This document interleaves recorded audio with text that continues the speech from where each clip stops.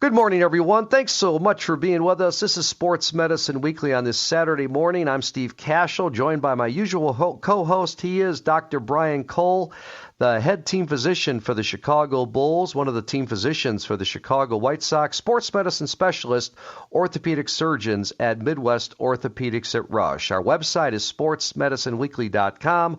Our producer is Shane Reardon. Dr. Cole, how are you on this Saturday morning? Steve, I'm well. Everyone's healthy around me.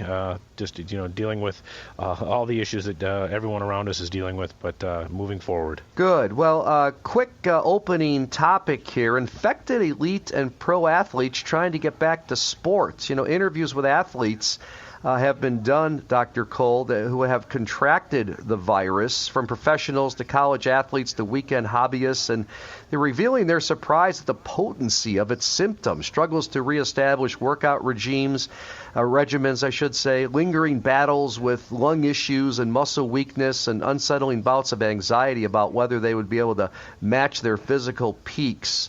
What are you seeing with some of the pro athletes you're working with? Well, Steve, in full admission, I have yet, thankfully, to see or work with a professional athlete who's had COVID, and and the ones who have been in the media, the public eye, have generally had very mild symptoms. That being said, there probably have been a few that have had it in a very significant way, and I've certainly had patients who are very active come in for injury management, shoulder, elbow, knee, and so forth. And in discussions with them, I will tell you, this thing just can really beat the heck out of someone. And it's so much different than the H flu or other viruses that you and I may have had in the past, in that it's so virulent and has such a dramatic effect on your pulmonary physiology, meaning your lungs, your fatigue, your endurance, that it's, even when you're out of the woods and not infectious anymore, the lingering effects on one's body have been pretty tremendous. Having spoken to one of my close colleagues who had it, it was during the 2 weeks that he was really symptomatic. I would talk to him every day, and it was brutal just to listen to him. These coughing fits, you feel like you're at altitude all the time when you can't get enough oxygen, hypersensitivity of your airways, just getting up out of bed to go to the bathroom or to brush your teeth or to try to get some food, was a monumental effort.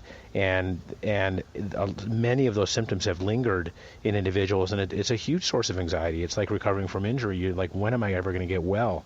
And I've talked to people who've had 6, 8, 10, 12 weeks of symptoms like that. So it's brutal. And even when an athlete gets beyond sort of the subacute phase where they have these lingering symptoms, in the elite athlete, our biggest concern is the effects on the heart or the cardiac system. Because our bigger concerns are, does it leave the heart at some degree of vulnerability for an arrhythmia or to have an abnormal electronic pathways through the heart, or an irritability that could lead to something catastrophic. And part of our protocols, in fact, for elite athletes will often include a formal cardiac assessment if someone has been known to be sick and symptomatic with COVID. So it's brutal, and I think that's going to be sort of the next discussion we're going to have, is how do we competently evaluate our athletes, make sure or active patients, make sure that they're safe to return back to sport and don't suffer any adverse consequences related to their heart. That's really going to be tragic if some of those things happen, and to date we have our eye on that.